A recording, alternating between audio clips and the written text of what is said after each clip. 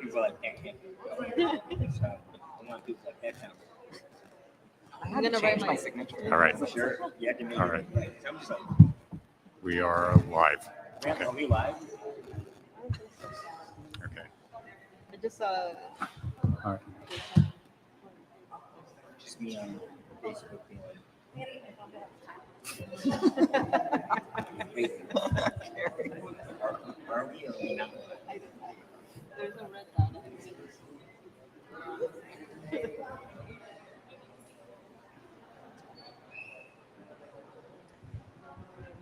This is the part we edit out.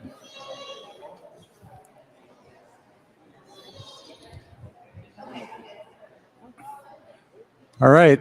Good evening, everyone. I said good evening, everyone. Okay. So happy to have everybody here this evening at the University Church for this really special event with Silky Shah in honor of her new book, Unbuild Walls, Why Immigrant Justice Needs Abolition. Yay, Silky. So I'm Fred Tsao. I'm the Senior Policy Counsel at the Illinois Coalition for Immigrant and Refugee Rights. I suppose I'll be kind of an MC for this evening. By way of introduction, we are here in the University Church on the south side of Chicago. This event is kind of a walk down memory lane for me in a number of respects. First off, more years ago than I like to admit, I was a student here at the University of Chicago. I was attending classes in buildings over here. The dorm where I lived or survived for 3 years used to stand just 2 blocks that way. One of my favorite bookstores was over here, though it moved over here. Yeah, so, and the movie theater on campus that I still get to every once in a while is just 3 blocks that way. So, but more important for purposes of this evening, it's been 15 years since I've known Silky. And I first became acquainted with Silky back in 2009, right after you started at Detention Watch Network. We at ICIRR had gotten involved with Detention Watch Network a couple of years before that, when two very spry nuns, Sister Joanne Persh and Sister Pat Murphy, who unfortunately send their regrets. They're not able to be here this evening because unfortunately it is harder to move around when you're 95 and 90. But they got us involved with, watching over, watching over conditions in the various county jails where ICE was contracting to hold people while their immigration cases were pending, and then ultimately, and then passing state laws, and then, getting involved in the fight against immigration detention, first against new detention sites, and then ultimately shutting it down here in Illinois altogether. So we'll be saying a few more words about that. We do want, I am going to hand this over to Silky in a few minutes to say a few more words about her book. Before doing that, though, I do also want to introduce the rest of the panel here. To your right, my left, my immediate left, is Rey Wences. I can never remember your title, Rey. So she is with the city of Chicago, and more important for our purposes, she was a youth leader. Back when the Immigrant Youth Justice League was getting founded, and we'll say a few words about that. Yeah, just wanna. My pronouns are they, them, and yes, I'm the first deputy of Immigrant, the Mayor's Office of Immigrant, Migrant, and Refugee Rights. Okay. Thank you. Thank you, Rey. And then to Rey's left, or your right from Rey, is the Honorable Senator Robert Peters, state senator representing the 13th district in the Illinois General Assembly, and more important for our purposes, the lead Senate sponsor of the bill to once and for all get rid of attempts to build for-profit detention centers here in the state of Illinois.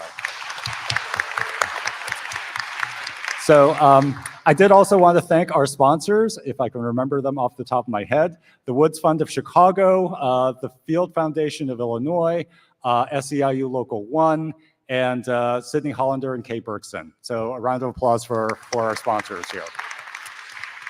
And with that, Silky, take it away. Thank you so much. Thanks everyone for being here. I know it's very warm especially for Chicagoans, so I appreciate y'all bearing with this. And yeah, for me being on this panel with Fred, especially, who in the minds of DW members is an absolute legend, amazing. So I'm so honored to be here with all of you tonight. I'm going to give a little bit of a overview of the book, and then we're going to open up the panel and talk a little bit about some of the experiences of, that kind of led us to this point where Illinois actually has no immigrant detention, which is an incredible victory. And then also talk about some of the challenges of this moment, which I imagine a lot of y'all are feeling. So, Unbuild Walls. My entire goal with this book was to make a case for abolition. And in this context, specifically prison abolition. And I do it in a few ways. I'll lay out sort of 3 of those pieces in particular. First, I share the history of the system in order to show that immigration enforcement and the prison industrial complex are fully intertwined, and that the same logic that resulted in the US being the world's leading incarcerator has also resulted in mass detention and mass deportation. The second way is explaining how reformist approaches have not only served to expand detention and deportation, but have also ended up pitting our communities against each other. I know that's a lot of the intention tonight, is to actually break through some of those barriers and how the state often tries to separate us. The last point is to show how a better understanding of these intersections and an abolitionist lens have actually helped curb deportations and detentions of people currently living in the US, and that is absolutely true in the case of Illinois, which again is really helping make my case. So on the first point, how are these systems intertwined? Perhaps the most obvious connection is that the roots of these systems are traced back to anti-Black racism. So the modern detention system, as we know it, started to take shape in the early 1980s with the arrival of Haitian and Afro-Cuban migrants in South Florida. The US began to indefinitely detain Haitians in large numbers, deeming them economic migrants not worthy of asylum. Sounds familiar. Many advocates and political leaders began to question the systemic detention of Haitians, including people like Reverend Jesse Jackson. And in order to make it seem less racist, rather than releasing Haitians, the government started applying the policy of indefinite detention to broader categories of immigrants. And in that era, it was actually a lot of Central Americans coming to the US because of US-backed wars in the region. So it was the logic of anti-Black racism and racism more generally that served to create and expand the detention system. The war on drugs was also in full swing during the 1980s. Tough on crime laws were flourishing, and at both the state and federal levels, more and more people were being locked up, and the system started to snowball. Immigration and Naturalization Service had often used federal prison capacity to detain immigrants, but with a lack of space due to growing numbers of people in the prison system, INS starts to build and contract their own facilities and becomes a mass jailer in its own right. We also start to see these intersections playing out in federal legislation. In 1988, the Anti-Drug Abuse Act officially legalizes mandatory detention of people without any sort of due process for certain crimes, the list of which continues to expand over the next decade. And there's, of course, also the political economy of these systems, which I know folks here have sort of come up against, like the prison boom, in which economically challenged rural communities began to see prison building as a form of economic development. The same theories were applied to the expansion of immigrant detention. Tracy Hewling, a longtime anti-prison advocate, notes that from 1990 to 1999, 245 prisons were built in rural and small town communities, with a prison opening somewhere in rural America every 15 days. In the immigration context, this of course included the private prison industry, which is a gross byproduct of the rise of neoliberalism, but it also included many counties, as we've seen in Illinois, and localities vying for detention contracts in order to supplement local budgets with federal money. And the federal government eventually bankrolled some county jail expansion to warehouse more immigrants, which happened here in McHenry County. And the last point I want to make about the sort of intersections is related to the national security frameworks, which started to take shape in federal policy in the 1990s, but really expanded after 9/11. While the war on terror is understood as a huge injection of resources and capital into US militarism, the domestic war on terror often worked through the criminal legal system and became an extension of the war on crime. This meant more detention, more prisons, and more policing at the border, especially.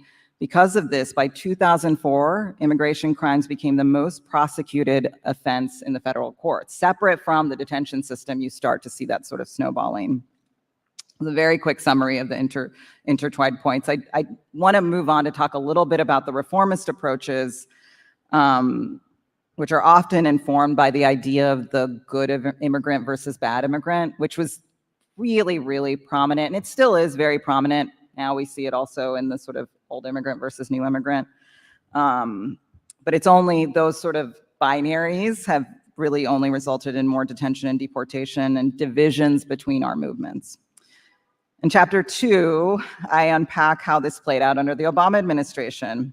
What was so damaging about that time is that Obama continuously affirmed the argument that immigration itself is a public safety issue. To be clear, it is not. And I think, as many of you know, immigration is about family relationships, it's about labor and work, and it's about seeking refuge, of course. In the Obama administration's line of thinking, immigrants with criminal convictions were one of the core problems with the system, and the way to fix it was to get better at targeting those immigrants who had encountered the criminal legal system in order to make the case for those who hadn't, for those who are quote unquote innocent. Through programs like Secure Communities, the Obama administration closely linked ICE with local jails, bringing more people into the system. Through these reforms, Obama became the quote unquote deporter in chief, and more formal deportations took place during those years than under any other president. I think this particular distinction is important. It's not something we talk about a lot, but formal deportations or removals mean that people who are deported have a 5-year bar to reentry. And if they do try to reenter and are caught by Border Patrol and are prosecuted, they could get anywhere from 2 years to 20 years in federal prison, depending on the number of crimes they have. So again, you see the snowballing of the federal prison system, not just ICE detention, but the federal prison system itself.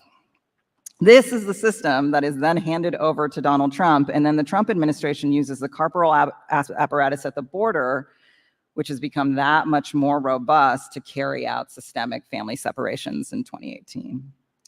But it wasn't just Obama or the Democrats that played up the good versus bad immigrant frame. Often the mainstream parts of the immigrant rights movement, and especially lobbyists in DC, used it to support the push for comprehensive immigration reform, which I write about in chapter 4.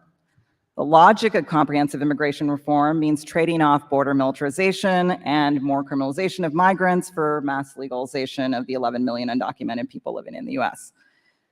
Also sounds very familiar. In order to make their case, Beltway groups emphasized immigrants as exceptional and especially productive, patriotic, relatively innocent. Often they leaned on the argument that immigrants commit less crimes than US citizens. In fact, many immigrant rights advocates, we're seeing this constantly right now, make this argument repeatedly without any critique of the criminal legal system or the understanding of the anti-Black racism that underlies such comparisons.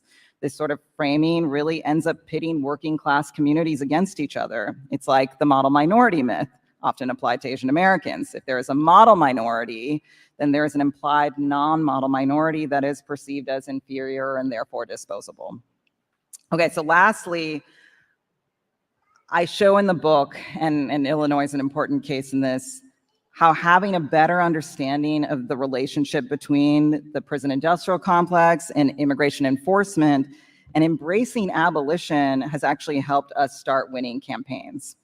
A good example of this is the proliferation of sanctuary policies, things like the Illinois Way Forward Act, Because of Obama's use of the criminal legal system and the growing Black Lives Matter movement, immigrant justice activists started to have a better understanding of how the criminal legal system collaborates with ICE. And grassroots organizing and advocacy at many localities and states across the country ended up blocking ICE's ability to target immigrants through the criminal legal system, actually bringing down those formal deportations I was talking about. So people in this country, so combined with things like temporary protected status, DACA, and those sanctuary policies, we do not have the same level of formal deportations in this country that we did under the Obama administration. On immigrant detention specifically, for years, the advocacy community focused on improving conditions and pushed for alternatives, but the system kept growing and people kept dying. Things were not getting better. After we took on a more abolitionist approach to shut down detention centers and defund ICE, and after the social and cultural shifts in light of the uprisings for Black lives in 2020, we start to actually win shutdown campaigns. And in the last 5 years, some 20 detention centers are no longer in use by ICE because of these efforts. In addition, there's been incredible work that's happened to actually stop significant expansion. And we can talk a little bit about more what we're seeing, but an expansion is really on the table right now. But, you know, the first thing I wrote in the book was, oh, thanks. Yeah. The first thing I wrote in the book was the processing the Obama years. But the second thing I wrote was the Illinois section, which I kept coming back to because it inspired me so much. It gave me so much hope. So I'm so excited to actually turn it over to Fred to talk a little bit more about the fight against detention in Illinois, which I call the best game of whack-a-mole I've ever seen in my life. And yeah, to tell us a little bit about your journey towards abolition. Okay. All right. Thank you, Silky. All right. I could just stop right here and encourage everyone to buy the book and read that section about Illinois. But to spare you from doing that right now, not to discourage you from buying the book, that is. Yeah, I mentioned earlier how we got involved initially in detention issues. Yeah, it was through Sister Joanne and Sister Pat initially. And our approach initially was a reformist approach. It was, we knew people were being held in these county jails under ICE contracts. We knew these people needed human contact of some form and care of some form. So why not try to get religious and other volunteer workers to provide pastoral care? So that was our very first attempt, and we were very fortunate in that we were able to get bipartisan majorities in both chambers of the Illinois General Assembly to approve that bill, and we got the governor to sign it. And so that was the birth of ICDI. At the time, ICDI was the Interfaith Committee for Detained Immigrants. It's now morphed into the Illinois Coalition for Displaced Immigrants. Thank you, Johannes. So we won that victory, but detention was still in place, and we were learning that detention was under threat to grow. And so it was sometime in 2011. I should add, we were already primed to get more deeply involved in enforcement-related issues, but through our work on secure communities.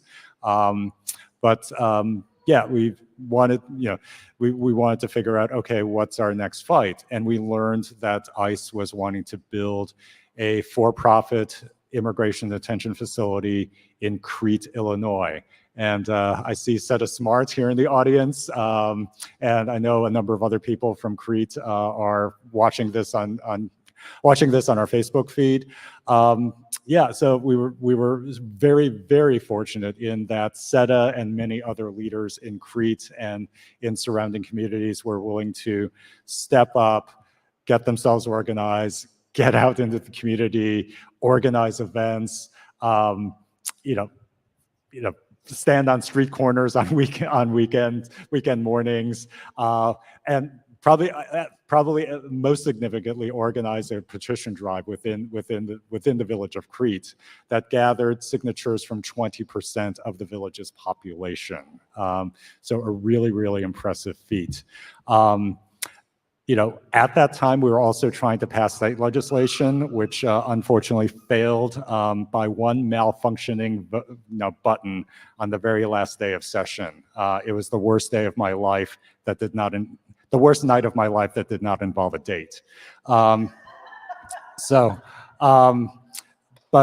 even though that bill failed, we were able to persuade the mayor of Crete and the village board that this community did not want this thing getting built. So they decided to pull the plug on this proposal, and we won. That victory, unfortunately, was short-lived because that victory only launched an 8-year game of whack-a-mole that involved maybe a dozen locations throughout northeastern Illinois and northern Indiana, where the private prison industry just tried to plant themselves in different sites, tried to win over local officials, tried to run their game, tried to argue that building this thing is going to create jobs for the community. Many of the communities where these were proposed were really desperately disinvested, underinvested communities. The elected officials there thought, okay, well, this would be an easy way to create jobs and stimulate the economy, even though this meant keeping people in warehouses and jails.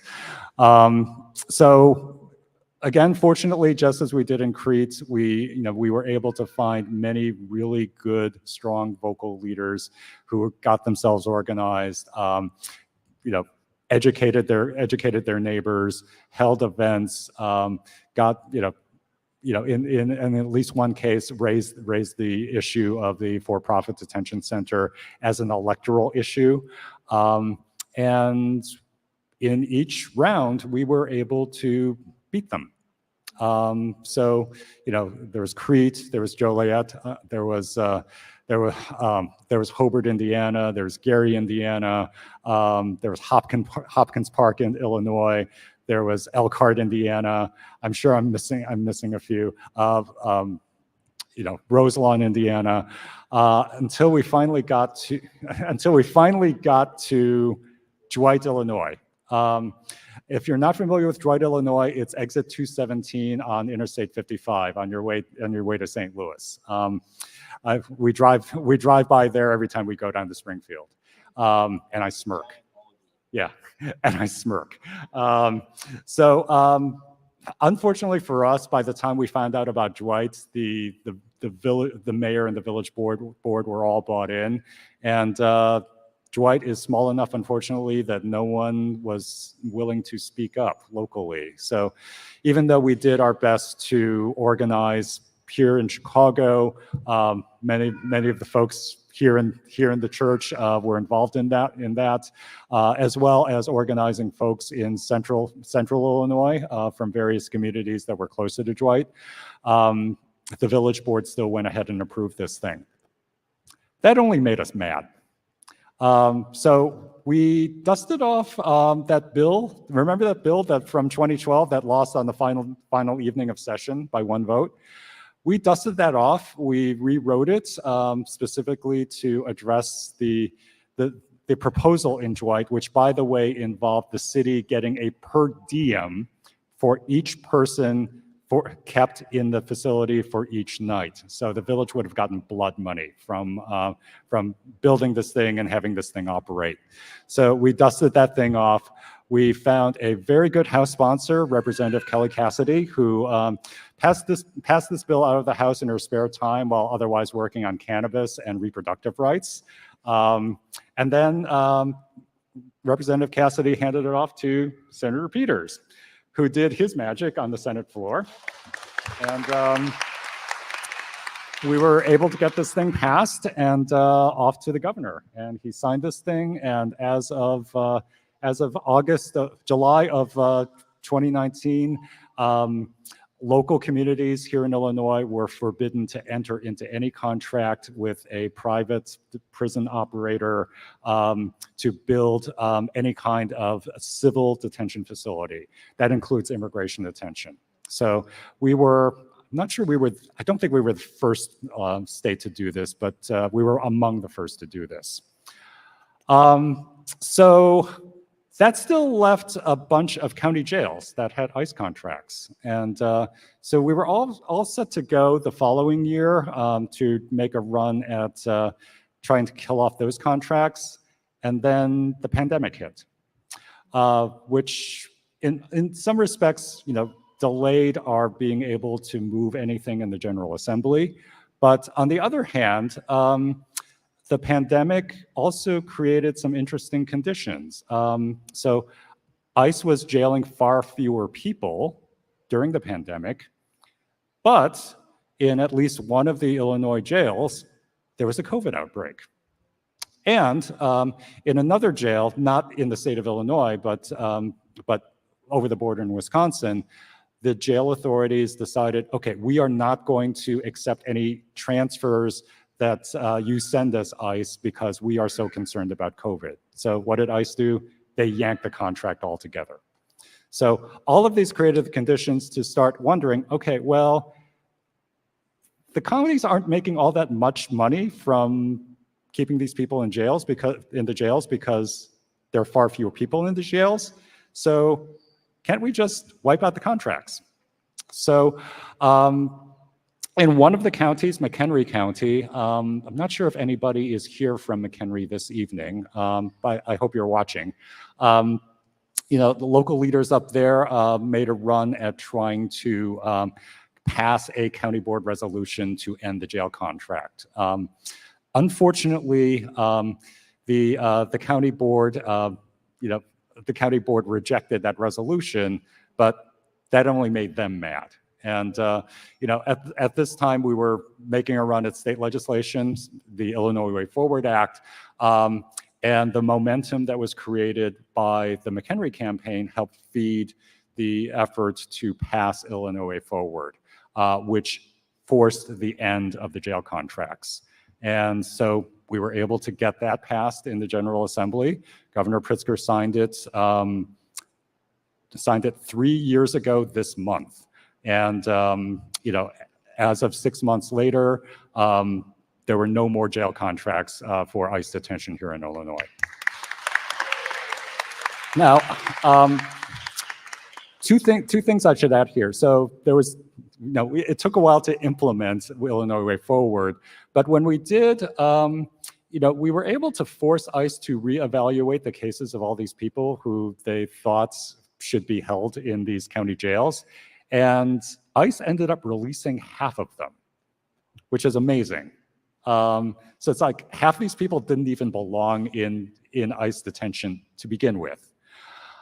Unfortunately, that also meant that the other half were kept in detention, and ICE is still detaining people, not in Illinois, but if people are caught here in Illinois and ICE subjects them to detention, they're being shipped off to places in Wisconsin or Indiana or Kentucky or Kansas or even Oklahoma.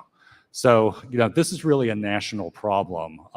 And I'd like to think that we've laid some really good groundwork for, for folks in other parts of the country to, run campaigns in their states and ultimately to, get something fixed on the federal level as well. So we modeled Illinois Way Forward on another piece of legislation on the federal level sponsored by Congressman Chuy Garcia called New Way Forward. New Way Forward that New Way Forward phrase has gotten used a lot over the last week or so, but I think we mean something different by that. So we still continue to try to push forward on New Way Forward, and we're going to do what we can to support the efforts by folks in other states and through Detention Watch Network. We're going to keep this fight up. Thanks all. Thanks, Fred. And I do think on this point about people being transferred. We actually did a study with the Immigrant Legal Resource Center, Detention Watch Network, that showed that just by having a detention center in the area, it incentivizes ICE to detain more people in the area. And so this is one of the hard parts about a sort of abolitionist approach. It's like, it's not going to be perfect. It's not going to be always pretty the way that these systems are torn down. They're really harmful systems, so there is sometimes harm in the process, but by not having those facilities, there's a less incentive to bring people in Chicago and Illinois in general into the system that there was before. So one of the other things I write about in the book is, in the Obama era, there was incredible organizing and in the context, obviously, of Black Lives Matter, but also in the immigration case around the immigrant youth movement and also people working against enforcement. I feel like Rey really worked at that intersection, and I would love for you to tell folks a little bit more about some of that history and how much that also was like informed by these sort of intersections of the systems. Yes. Hello, everyone. Again, Rey, my pronouns are they, them. I'm actually formerly undocumented, and I ended up finding my way through organizing when I graduated high school in 2009. So, to think about what was happening in the city somewhere with all of you coalescing, making these connections, and then also in my own way, I was also, I feel like I found a community of undocumented youth that decided to get together and very specifically to fight against the deportation of one of our friends. And so I really want to ground us on that as like the pivotal moment that I think like here in Chicago brings undocumented youth together. And I think a lot of it, and I'll make another connection to this church actually, a lot of the work that has been done or that I was a part of that was done led by immigrant youth, undocumented immigrant youth, was trying to center and humanize the issue. So just like when we started supporting and trying to stop the deportation of Rigo Padilla, a lot of the conversations that we would have after school, after going to class, were around like this good versus bad immigrant, right? And then years later, actually in 2016, this church was a sanctuary space for someone whose name is Jose Juan, who ended up in deportation proceedings, and this was towards the end of the Obama administration. So enforcement and trying to push ICE agents to have positive discretion over these cases was becoming incredibly difficult. And so there was also like an attempt from some of the organizations on the ground to create these sanctuary spaces, right? And I think also learning from and leaning on Chicago being a welcoming city, a sanctuary city, and the history of that connected to the movement around in the 1980s. I want to talk about, kind of like a timeline going down memory lane, as Fred was talking about, right? In 2009, I'm graduating high school. I met Rigo Padilla. We start organizing with Tania Unsueta and a couple of other undocumented youth. And we actually ended up being successful in preventing his deportation. And I think that kind of, at least for me in my own personal journey as an organizer, opened up opened up my eyes to just like one, community organizing. I think as I was hearing you, Fred, in every step of the way that you kind of were describing the campaign, there was community organizing behind it. And I'm thinking here, and I want us to remember always, right, that community organizing works and that we can win, even though it may not be perfect all the time. And so then by 2010, we ended up creating the Immigrant Youth Justice League, very informed by some of our personal experiences and identities as queer people.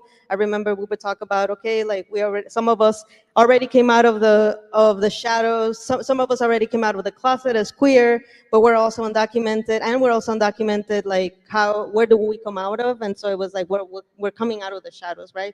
And I think it was also very, again, connected to trying to humanize the issue, being really upset and tired about how the media was portraying the immigration issue. This was in 2009 when it was still okay for people to use the I word, where there was no campaign against pushing media to not dehumanize undocumented immigrants. And so we felt that like it was a very important intervention to then say, we're undocumented, unafraid, and reclaiming that piece. And I think that kind of carries out in the history of the undocumented youth movement here in Chicago specifically, because by 2011, we had been part of campaigns like the Illinois Dream Act. We were an organization that at the beginning, yes, we had started with a anti-deportation campaign, but kind of started because of our experiences pushing for more resources, access, specifically in educational institutions for undocumented youth. And by 2011, the Illinois Dream Act gets passed. And then we also start kind of seeing an increase in the rhetoric by the Obama administration, and actually start seeing more people coming to us about how to fight deportation cases, specifically cases of people that have criminal records. I'm gonna try to slow down. And so then in 2011 as well, that was when the Department of Homeland Security introduces the famous prosecutorial discretion memos, and then it also gives us as organizers tools to make arguments and to be able to inform our organizing strategies. And by 2013, by 2012, we actually start meeting people like Genoveva Ramirez, who was a grandmother that was arrested by local police, going to work, and then ended up in one of the smaller holding areas near Chicago, which was in Broadview, Illinois. And so we start getting, as IJL, Immigrant Youth Justice League, now started transitioning into being more of like organized communities against deportations. And I also think that there was a shift there between 2011 and 2012, because nationally, there was push for the DREAM Act.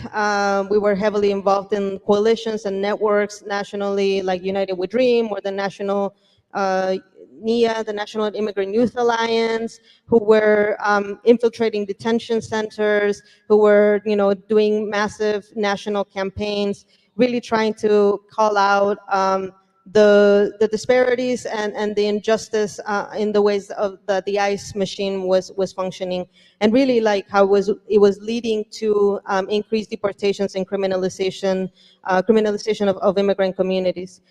And then I think also at that point, there was something else that was happening, which was the creation of the Not One More campaign. And so the Not One More campaign was housed out of the National Day Laborers Organizing Network in LA, and there were some organizations here that were members of that network. And I remember that at that point, I think as OCAD, we were trying to also push back, not just locally, but nationally, and started getting introduced to all these other organizations that were doing similar work. I remember we would go to Phoenix and collaborate and learn from Puente Human Rights Movement. We would go to Georgia and learn from the Georgia Latino for Human Rights. We would go to New Orleans and learn from the day labor, the Congreso de Jornaleros, the Congress of Day Laborers. So all of this, I think, kind of became part of the DNA of this evolving approach, and I think like experimenting and trying different strategies here locally. And I think it's important to point out, right, that all the places that I just named are red states, right? They were in red places. So I think we also saw that as an opportunity to come back to Illinois and say, well, Chicago, we are a welcoming city. We are, we have people that care about immigrant rights. There's a long history of pro-immigrant rights organizing. And so we felt it very necessary to also add our voice and be part of the actions at the national level. Then by, so this is in 2013, and then at the same time, we're also start seeing kind of what you were mentioning, Silky, like the rise of the movement of Black Lives Matter. Here in Chicago, the killing of Rekia Boyd happened in 2012. And then we also started kind of hearing of organizations like BYP 100, Black Youth Project 100, Asada's Daughters, and they were also being connected nationally. They were connecting nationally, they were converging in different places. And I think there was a very interesting and important point in alignment in terms of some of us were already talking about getting rid of immigration detention. Maybe at the time, I didn't have the language to say abolish ICE or defund ICE, but that was kind of what we were getting at. And then and then when the Black Lives Matter movement started, like, we started hearing more stories and more of the demands. I remember one of the first demands or campaigns that Black Youth Project 100 led was Fund Black Futures, Defund the Police, right? And so we started connecting locally, and I think a lot of it was that Black and Brown solidarity, kind of like what you were talking, the connections that you're making in your book around abolition of the carceral system, and that how that connects to the abolition of the immigration detention system. I think we could see that even though we are different communities with different experiences, we had a common enemy. And I think during that time, especially also, we're moving to, in 2014, when Obama actually hits his like 2 million mark, right? And so then we see a huge push from organizations that have been part of the Not One More campaign to start calling out 2 million too many deportations. And then there were many actions. In August of 2014, there was actually like a big national action that was an anti-deportation rally calling out the Obama administration. And that same day, there was a Palestine solidarity rally in DC. And I remember like there was a point where the marches converged, and the chants were not one more deportations, free Palestine. So again, to highlight kind of like this alignment around identifying our common enemy, right? And then having these radical demands, even though there's sometimes may not get us perfect results. I think here locally, it really helped inform kind of the approach that we were taking in targeting the gang database or expanding the Welcoming City Ordinance. I think like all of these are, the way that we were approaching it was, well, we know that we want to get rid of the system, and there's also a harm reduction approach that I think we need to start investigating, and that does fall could fall under the non-reformist reforms, right? And I think it's part of being able to flex both muscles, right? Of the like, yes, abolish ICE, defund the police, right? That's what like organizers were chanting. And then also at the same time, while we get there, we need to kind of tease apart the machine of incarceration and criminalization and mass deportation. And so I just want to add here that I think it's also really important to highlight that what you were saying, right, Fred, in terms of like people that were released, half of the people that were released during this campaign, sometimes it comes down to like the policy and then discretion. Who's reading those policies, who's implementing those policies, and then, one of the things that always bothered me about the way that the immigration system works is that it's always at the discretion of an ICE agent or a judge, and sometimes we don't even know who these people are. Sometimes these judges get appointed and there's no accountability to the harm that they commit, and there's still an expansion of a lot of policies that are harmful.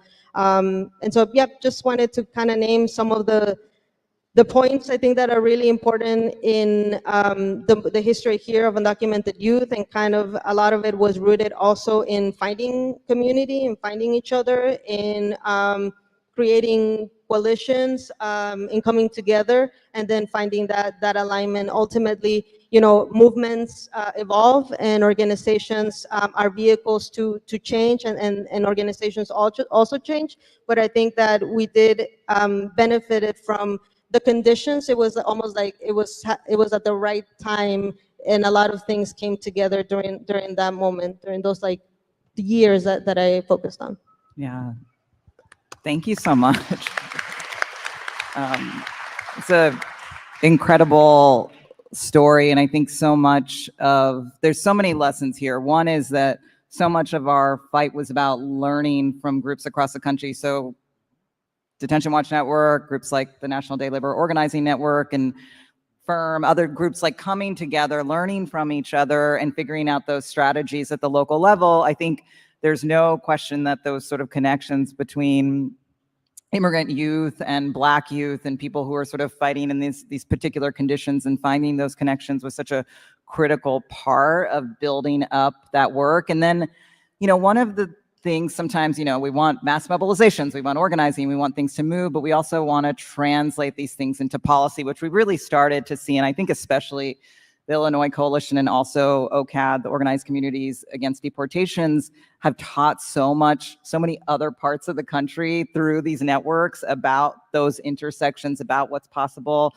about like bills that we could move. And I wanted to ask Senator Peters if he could talk a little bit about just, I mean, I think there's like inside outside game, of course, but one, tell us a little bit about your involvement in some of these efforts and how it connected to some of the work happening around police reform or prison reform or cash bail or other things, and some of the tensions there, what, those openings. Yeah, share a little bit about some of the work that you've done.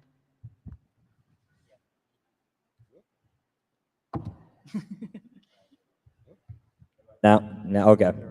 So yeah, I mean, I think the first thing is to go back to what Rey was saying. It's just the importance of organizing, organizing people, organizing money. It's all about building power, and particularly grassroots power, and then translating that power by putting people into positions to have a movement governing focus. And so, I actually, had a short stint at ICIRR in 2011. Yep, 2011. And so what's actually very interesting is that I'm the chair of the Senate Black Caucus, and in the Senate, the chair of the Latino Caucus is Selena Villanueva, who also comes from ICIRR. And we're both come out of organization and deeply rooted and connected to organization. And I think that we also, I'm really picking back on what Rey said, but the importance of solidarity that came together between particularly a lot of Black-led organizations as well as Latinx or immigrant-led organizations, translated as well for a new crop of people who moved into governing power.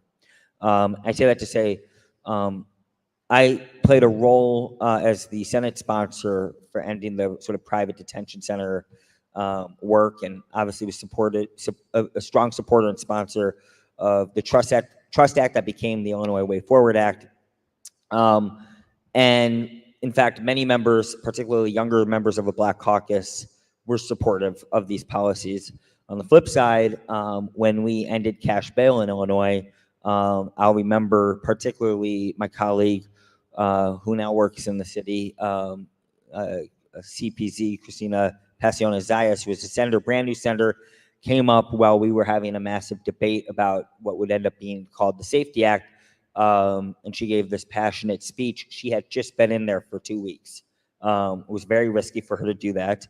And so we literally saw that solidarity play out in terms of the governing aspects. The other one is, I will say, is that I think there's the inside-outside game, but to understand, I think folks at ICIRR know this, and folks in the Coalition and Money Bond know this. I mean, when I'm talking, I'm in those conversations intensely talking about organizing, and knowing that I have my role to organize the most important numbers in where I'm at. And what I mean by that is, in the Senate, you need 30 votes to pass a bill. In the House, you need 60 votes, and you need 1 signature from the governor. Anybody who does any organizing knows how important numbers are. And so you're saying, what are we doing to build power, or to get to 30 votes? What are we doing to build to get to 60 votes? And what are we doing to ensure a signature? That is my job in terms of that part. And then my job is to be in concert and in coordination with organizers on the outside to say, where are the pressure points to do that? And where should you target? And there's times where I can be out front. And then oftentimes there's times where nobody needs to know that I did it. In fact, my favorite time to organize in the legislature is that my name's never attached to it. Nobody really knows I'm doing something about it. But excuse my language, I'm fucking with it. That's, to me, that's something that excites me. It comes from my organizing background. And so I think just in terms of the last decade, the sort of transformation that we've seen in terms of organizing, both in terms of its grassroots part, as well as its relationship to governing power, has played a huge role in Illinois becoming, I think, a model for particular forms of a progressive solidarity in terms of criminal legal system changes, as well as when it comes to immigration. I mean, I will say that we are in a period where the good days on this work we might be hitting a wall. And now the new challenge in organizing is, how do you grind through that till the next opportunity to build and get things done? And so, yeah, I mean, I think I almost always see myself rooted in organization, understanding that, balancing what is strategic and what's not strategic, and how do you do that? You have to, I always say it's always important to go back to your people, go back to the base to do that. I think that's vitally important. And yeah, I mean, I think for me, when it comes to the criminal legal system and when it comes to immigration, as was noted, they are literally two sides of the same coin, that they're together. And in fact, you see the idea of the good immigrants, the same thing with previously incarcerated people. The narrative that you have to have your life completely together and completely perfect, and there's no problems with that, even though we have systems fundamentally designed to prevent that for people. And that exists constantly amongst oppressed people. And I think that also so much of the movement has moved beyond that, moved away from the minority model person in a sort of active rebellion. But I do feel an immense tension that we're in a tough uphill battle in terms of organization. I think that we're in a great place in the state because we have leaders in the General Assembly that will also hold the line alongside community. But I think what happens on the national level will have a profound impact, that it went from Illinois leading to now Illinois maybe holding a line, or being seen as being different in a way that is as a model for other states in organizing. And it's important to remember it wasn't always this way. So we should talk about, I shouldn't ramble for too long, but we should talk about why in Illinois the history of using rural communities for detention centers and prisons is a thing. In the 1980s, Governor Jim Thompson used to hold contests for small rural cities to have prisons. There's like a whole program. And the best way to describe it is in the 80s, there was a massive fall of industry. So you had a lot of unemployment in rural communities. You also had massive unemployment in Black, particularly West and South Side communities. So these things were happening at the same time. And so to help these rural communities, it was, let's give you a prison. Who did they send to fill the prison would be the people who needed help in the South and West sides of Chicago. And this trend kept going and kept going. It became very important to when we think about detention and imprisonment. And so that's the reason why you see a Dwight or a Crete be a target, because it's actually part of being seen as an economic engine. And in fact, it is an economic engine. I think that people actually should know that. The incentive is terrible, but it is an economic engine. And I'll use an example. I was just in Pontiac, Illinois, to go visit Pontiac Correctional Center. Did sort of a semi-impromptu tour. People are locked up in solitary confinement in cells that I would say would be comparable to the conditions that Nelson Mandela faced. In a prison that was built in 1876, and it's a disaster. Now, in order to change that would require taking out the largest job engine in Pontiac and moving it. And everybody in Pontiac is freaked out because just up the road in Joliet, or near Joliet, is Stateville Prison that is going to be shut down and rebuilt and modernized. And in all honesty, I think reform is reform. All that's really academic. I think you have to be transformational and incremental and know where you're going. And that is, the conditions in Stateville were so bad that we were basically stuck because we couldn't fix what was going on in Stateville because of particularly people like me having an abolitionist thing and be like, well, we don't do that. But at the same time, it was getting so bad. Basically, people, I mean, it was terrible. And so, in fact, my way of saying this is actually changing Stateville and fixing it, but also meaning that we need to start evaluating other locations that maybe shouldn't be around, and that we should actually try to do both here because we're facing a massive crisis. So Pontiac, people are facing flooding and they're struggling, but you see this, and this becomes a massive tension. And so this is why people in Dwight, this is the reason Dwight matters here, is because Dwight sits in between Joliet and Pontiac, and they literally sit in between. So in fact, to put it this way, there might be some people who live in Dwight who work in Stateville and Joliet, or they work at the prison in Pontiac. So in that corridor, you see how a prison becomes this massive economic engine. And so one of the arguments we made, this is why this matters, is we basically told a Republican senator that we would give him capital funds if he backed off on the Dwight Detention Center. I mean, this is part of this negotiation. Everyone hears this other part. Now that this Republican senator is retired and we're a few years away, we were willing to give up some of our own capital funds to help build a bridge in Dwight for them to stop, for him to basically back off a little bit. That was part of that negotiation. Also just shows the importance of having that kind of economic development and having people in the position to be able to negotiate this, to get this done, and knowing that at the end of the day, he just wants to know there's going to be 100 construction jobs for that moment. And so to me, it's always important to keep that in mind, that the tension that we face is the often pitting of working class communities against each other, and the need to understand that it's not enough for us to say no or to sit in a righteous island of powerlessness, but to understand that actually to be creative and say, if we're going to close down Pontiac Prison one day because it's brutally bad, we still need to find a space to replace all those AFSCME jobs that exist there. Maybe we can deal with a mental health crisis in a rural community.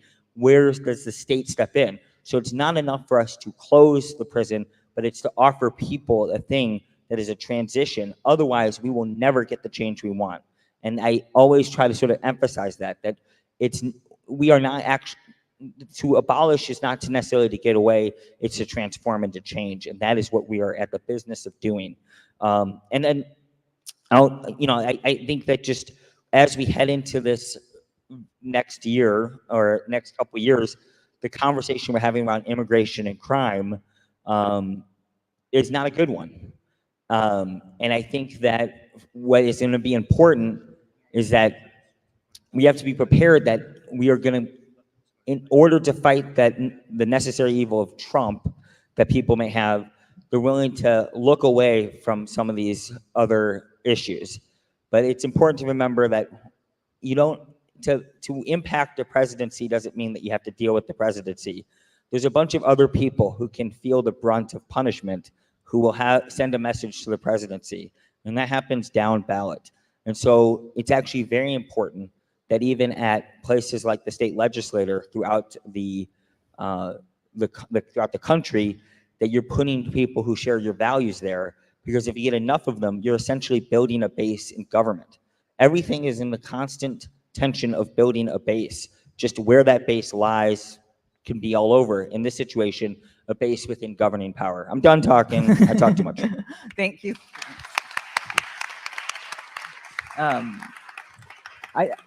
I really appreciated that. Just I'm not based in Illinois, but I do think the tensions that you're talking about are tensions that everyone's feeling all across the country. And I think it's a challenge because you can look at abolition in this way that's just like end everything, or actually you can look at it as actually it's like, what are we building and not having a society that's completely dependent on the carceral economy or the military economy, and really what are the things that money goes to help people thrive, and like what's you know, there are going to be urgent reforms that don't seem perfect, and we have to figure those things out, because so much of this is about both mitigating the harm of these systems as we start to chip away. So I thought it was a really good and helpful example. So a couple pieces. One, we're going to wrap up soon, but we wanted to open it up for questions. And I think if you also feel free to ask a question in Spanish if you'd like to. And then there's a ton of food left over. So afterwards, if folks want to hang out and have some food, please join us. I'll be hanging out, and I'm happy to sign a book or two. And yeah, why don't we open it up for questions? Are there questions for the panelists? Questions about anything else?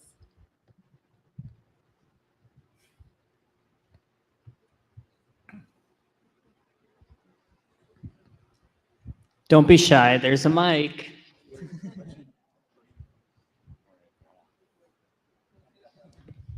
This is for Senator Peter. You said we're coming to a wall for grassroots organizing and everything. I wanted to ask, like, what is that wall? Why do you think that we're coming to that? Not a wall of grassroots organizing, a wall in which I think we've had actually some positivity, and now we might be heading toward, in Illinois, the national stage could have an impact that is actually, let me put this back, the national stage is having an impact on what's happening in Illinois. So for example, when post-2020, I'm gonna use crime as an example here, because I think crime and immigration are actually, if one isn't moving, the other is not gonna move. I think it's just important that people understand that. That's just a fact. They're very much tied together. It's the reason why they're talked about together often.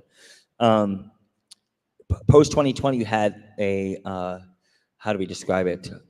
A crime panic where every major outlet decided to talk about organized retail theft. They said a bunch of crap over and over again, and it was essentially a scare tactic.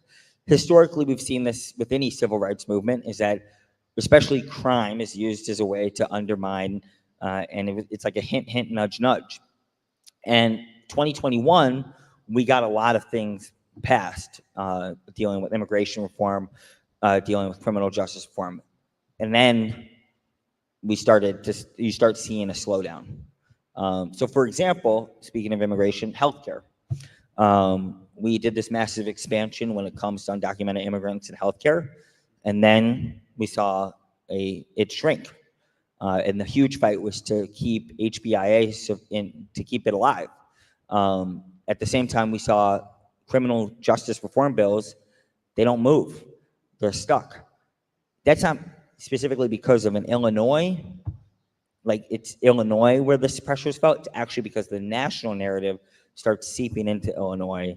And as the DNC noted, immigration and crime was not talked about in a relatively progressive manner. And that only is going to embolden moderate Democrats in the suburbs to move away from what was a sort of Trump-led resistance progressivism that was unbelievable, I think underrated. I always tell people the most effective progressives were suburban white women who decided to embrace very progressive policies, and they don't get any credit for it. And we wouldn't be here if it wasn't for my former colleague, Ann Gillespie, who's now the head of Department of Insurance, voting on so many progressive bills. She got there defeating a Republican, and it was a Republican district for decades. And she was a progressive state senator, but that era we might be now hitting a point where that era is starting to go away. And that, to me, is now we're organizing under a very different set of conditions, one that is very tied to the national narrative. And we're also trying to defend and protect things that we've gotten. I will also add, because I think Rey would speak a little bit more about this, but the pitting of the recent new arrivals, both against working class Black communities as a narrative, but also the age of new and old immigrant, and who deserves their freedom, is a very, I would say it is a risky gateway to a multiracial fascism that we should all be very clear that we need to fight back against. because everybody who's learned anything about the Holocaust will learn this famous poem about first they came for. And it's important to remember that it's easy to start going after somebody, but inevitably you're going to be on the chopping block. And so we're in a time where we just really need to strengthen our solidarity organizing as well, at the grassroots level, let alone, and at the narrative level, you know, how we talk to the press, and relate to them. And in fact, be very conscious that you actually have to be constantly on that space, that the press isn't actually something to be afraid of. You have to deal with it. That is an important part of organizing. So you don't just organize people, you don't just organize money, you have to constantly be organizing narrative. And if you're not, then to be honest with you, get out of the way. If you're not organizing narrative and you don't know how to communicate to people, I don't want to deal with you. Like, I don't care. You have to be good on message, you have to be strategic, and you got to be able to organize people. So I'm going on and on and on, but thank you.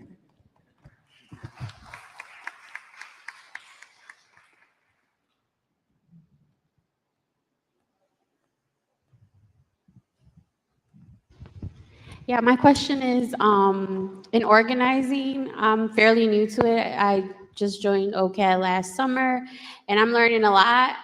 But how do you defend yourself being undocumented and being in the front lines and putting yourself in the public eye without having to be attacked by these institutions? Because what I'm seeing now is even the shelters that we're doing workshops at, they're becoming institutions. I myself was criminalized at a young age, and like it just brings back so much like trauma from when I was in Dwight Logan Correctional Center. And so I just wanted to know, like, what you folks, like, how do you deal with that?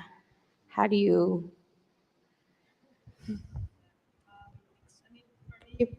For me personally, like I shared, I was undocumented for about 17 years of being here in the country. I do remember when I started organizing, there was a period of time between 2009 and 2010 when a lot of us that were part of the Immigrant Youth Justice League were, I think, trying to define what it was like to empower, like to reclaim an identity. I think claim space in the political conversation. And I do remember that there were some folks that did not want to or did not feel comfortable sharing their full name, right? I myself, there were times when at the beginning I only used my first name.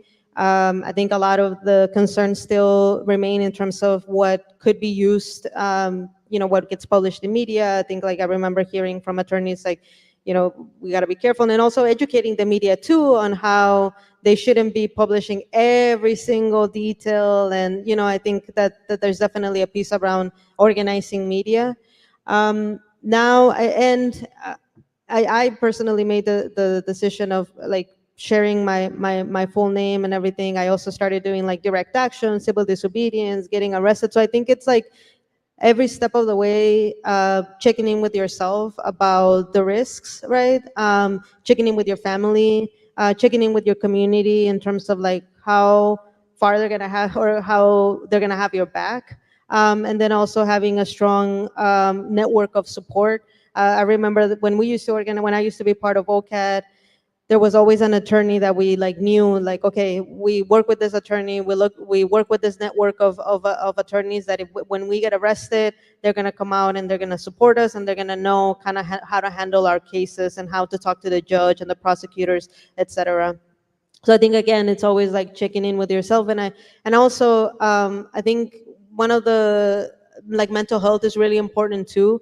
Like, I did experience a lot of what some folks would call like secondary trauma, right? Like talking to people in detention, seeing how families get separated, knowing the workings of this monster that we're up against. So finding some grounding and going to therapy and like, doing that work.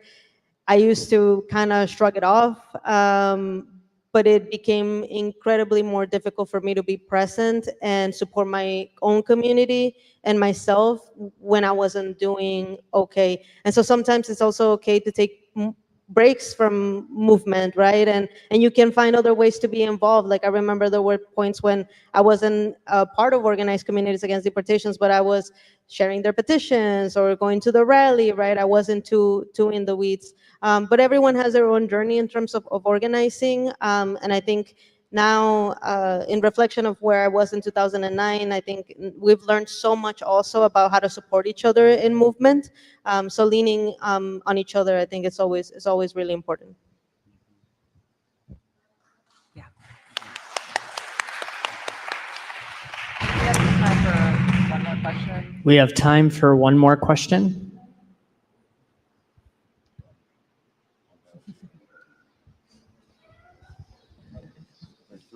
Now all of a sudden.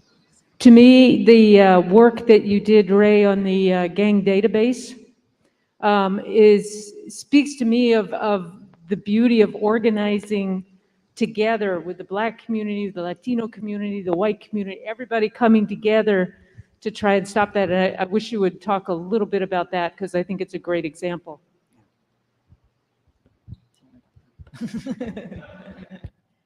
I can talk a little bit about it, but I know that there's food waiting in the back. But I think for me, like organize the gang database, and Shanad is here also from OCAD, and she's also a great leader in that effort. It was around the time when we found out that one of the people that we met through his deportation campaign, Wilmer Catalan Ramirez, whose wife, unfortunately, and rest in power, Selene Adame, she rang the alarm, basically. She contacted organizations. She ended up connecting with us. And we learned about how Wilmer had gotten targeted because his name was in the Chicago Police Department's gang database. And it was almost like a research project. We didn't know about the gang database. We had to actually work with, and this is also, again, like around organizing. We organized with media, with our coalition. We also organize with professors and academics, right? Those that have the resources, that spend their whole time reading about these policies and the impact. And I remember that's how we met Andy Clarno at UIC, and he had already like a group of students that essentially we ended up FOIAing all the information around the gang database. We learned that Wilmer had been identified as being part of multiple gangs, and there was just like really questionable information.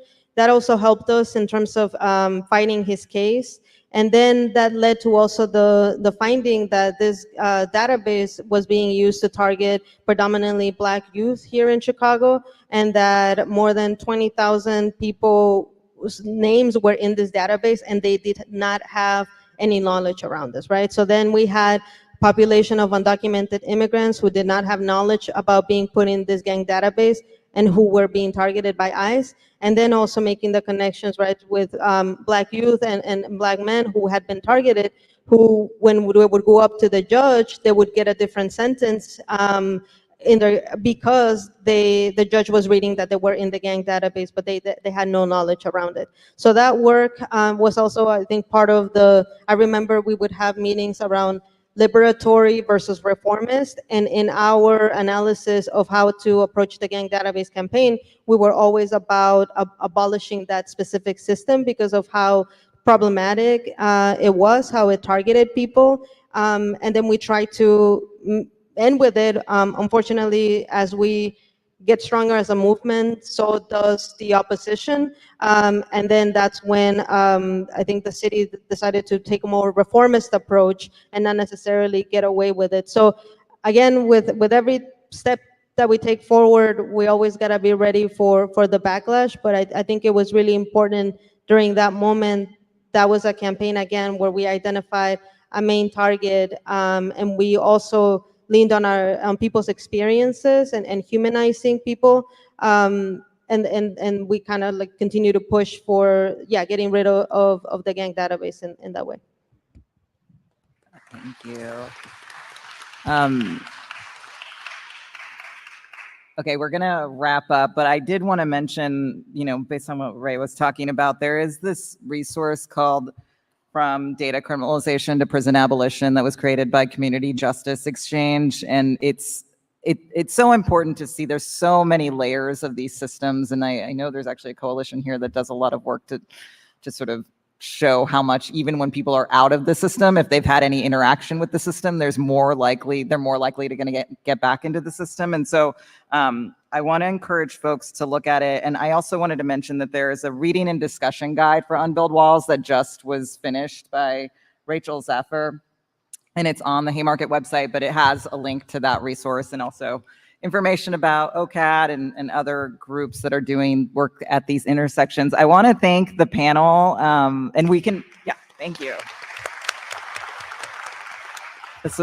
I learned so much. I love being able to learn about these local campaigns, and there's so many connections to be made. I know there were other questions, so I'm sticking around. If folks want to sort of continue the conversation in the dining room, we can go do that now. But thank you all so much for being here.